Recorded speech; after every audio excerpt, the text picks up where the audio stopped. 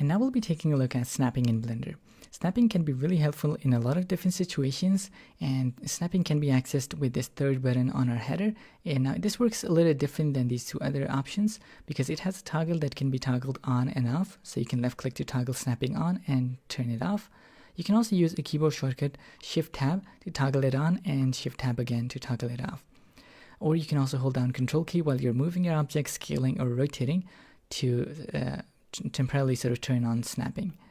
So if I go ahead and select this object and grab it along the y-axis, you can see I'm able to freely move it, so snapping is not turned on. Let's go ahead and toggle snapping and then click on the options for snapping.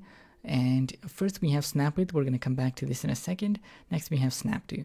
By default we have increments selected. What it means is that it's going to snap in increments. So if I move my object slightly, something like here, and then turn on snapping, now each time I move my object, it's going to snap in increments to relative to its previous position. So the next snap is going to be somewhere here, and then the next one is going to be there. So let's press G to grab along y-axis, and as I start moving, you can see that it's moving in increments. If we want to snap it exactly to this grid, then we can open our options and enable this absolute grid snapping option. And then if we press G, and you can see immediately it sort of snaps to the grid, and then it's just going to snap to the grid. The next type of snapping that we have is vertex snapping. So it's going to use our object vertex points for snapping.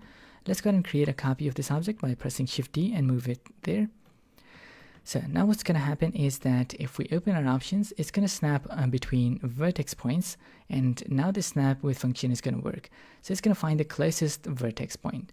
Now we're moving this object and trying to snap it to this object. So if I press G to grab, then the closest vertex of this object is going to snap to the vertex point where I hover my cursor. This is going to make more sense if I press G to grab and move my cursor, and you can see how it snaps there. I'll go ahead and press Ctrl Z. So what's happening is that it's finding the closest vertex points. In this case, it's going to be this vertex point, and it snaps it there. So if we go ahead and move this object slightly to the side, now this vertex point is going to be the closest to that vertex point. So if I press G to grab and move my cursor, you can see how that snaps there. And if we move this object up a little bit, so now in this case, this vertex point should be the closest. Let's go ahead and drag that over there, and you can see how it snaps there. The next option that we have is center, and this is going to use the origin point of our object and snap it there to that vertex point. So if we press G to grab and move, you can see how it snaps it there. I'll press Ctrl Z to just show it to you again. Let's go ahead and snap it there. And then the next two options that we have snap with is median and active. This is for when you're snapping multiple objects. So if I create a copy of this object and select both of these, and let's set to median point. So now it's going to find the median point of these two objects, which should be somewhere around here, and it's going to snap it there to that vertex point. So let's press G to grab and move there, and you can see how it snaps it there. And finally we have active. This is going to use our active element, so it's going to snap origin of this object to that vertex point there.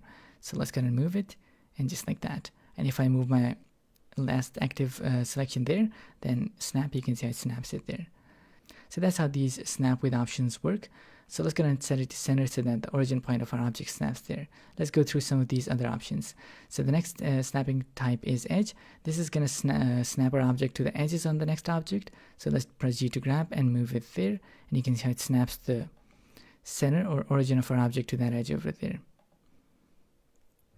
Let's just scale it so we can see it a little bit better. Let's move it there, and you can see how it snaps there. Next we have face. Let's select the face mode, and let's go ahead and select this big cube. So now it's going to move or snap this face to the top of this area because that's going to be the closest sort of face. Actually we set it to center. If we set closest, then that's going to be the behavior. So let's press G to grab, something like there.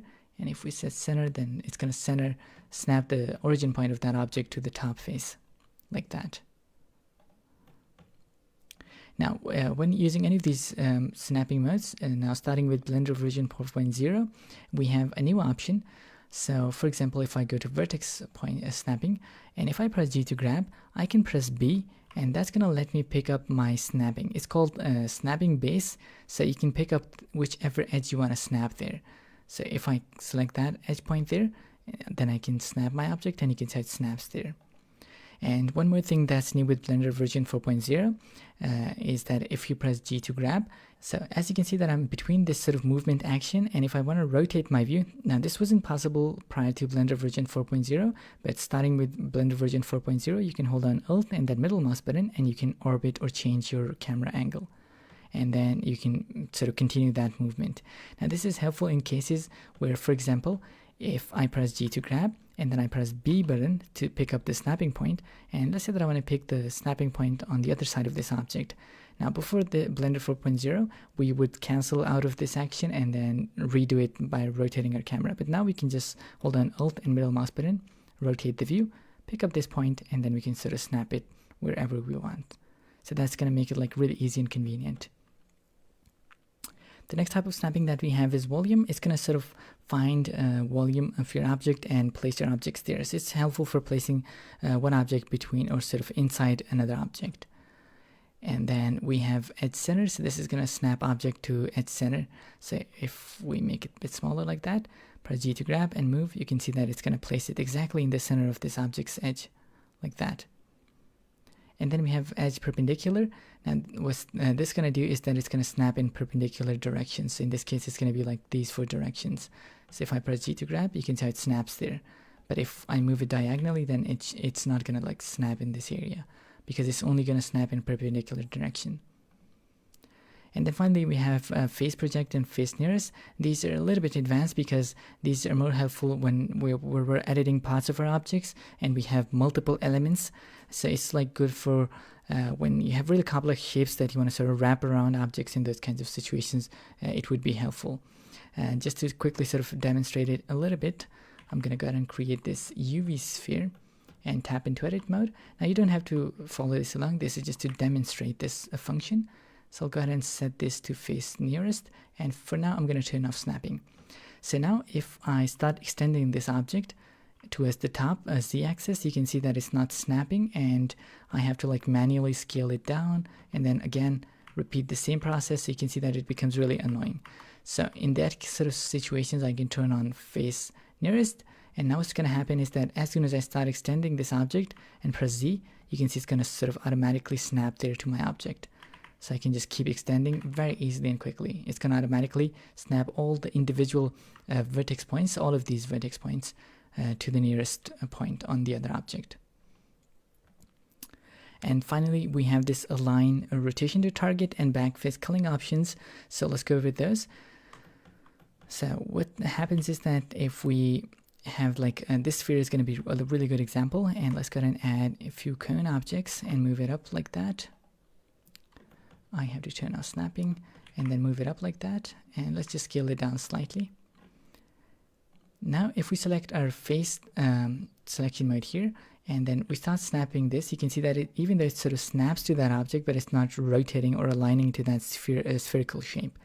So in that case, we can turn on align rotation to target, and now if we press G to grab, you can see it aligns it to that object underneath. And then finally, we have backface culling. So what happens is that in 3D objects, we only have one side of our objects. So if I select this cube, and then if I go ahead and delete this face, so this inside of the object is this is an empty sort of object. Now by default, Blender has an option to display this, but I'm going to turn it off. So this is what our object now looks like. So now what's going to happen is that if I try to snap this object there, you can see that it snaps there, right? But actually, let me just quickly move that up like that. Now if I try to snap this object from underneath this area, since this is the top side of the face which is visible, but then from the inside this has no data, so it's not visible. So if I try snapping it from the bottom side, you can see that it's not going to work. But if I want to make sure that it works, then I can enable this option. So let's turn that back off, and now it should snap down here. Actually, we have to turn it off. So you can see that it snaps there, but if you turn this backface culling, then it's not going to snap down there from the underneath. So this is sort of a thing that you would like in very rare circumstances you would use this. Finally, we have exclude non-selectables. In Blender, using our outliner, we can make so that some objects are not selectable, and so you can sort of exclude that from snapping so that it doesn't snap to those objects. And to demonstrate that, we're going to go ahead and click on this filter icon and then click on this icon. And now we can select the sphere and enable this icon here. So now what's going to happen is that we can no longer select this object. So now if we move our object, you can see it still snaps there.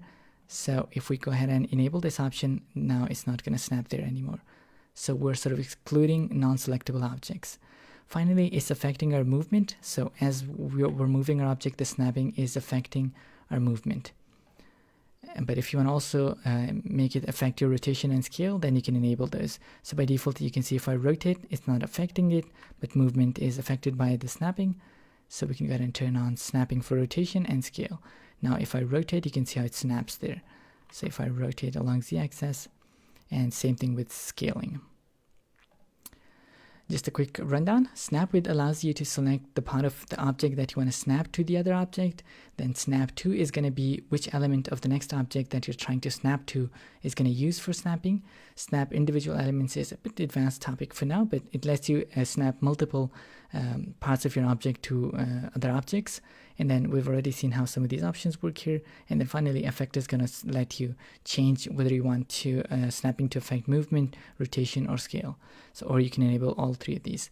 You can also enable multi-snapping. So if you hold on Shift and click on these, it's going to enable multiple of these snapping methods, and you can use them if you want to.